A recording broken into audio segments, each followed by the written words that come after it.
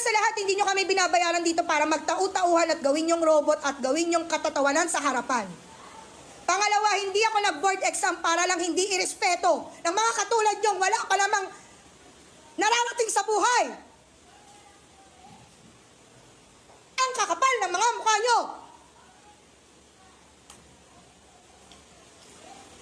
Di nyo nga kaya buhayin yung mga sarili nyo? Hindi kayo marunong rumispeto?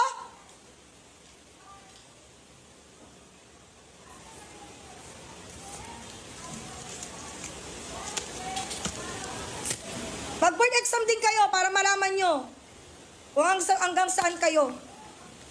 Baka hindi pa nga kayo pumasa eh. Sa ugali nyong ganyan. Di na nga kayo matalino eh.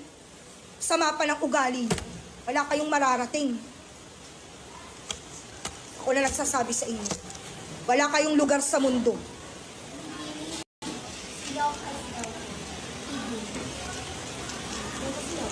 Bumaba ka na doon! Tatawa ka pa? Ingrato. Galing squatter.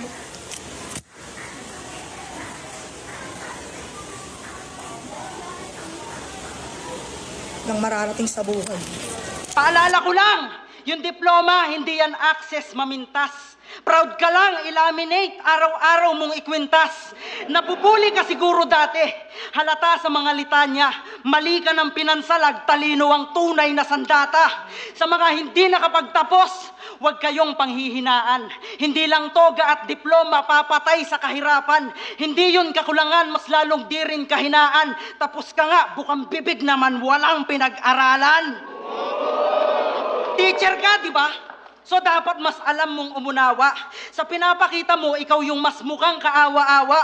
Ibang klase ka siguro, kaya ganyan ka manghusga. Di mo nalaman na iba't iba ang sukat ng bulsa.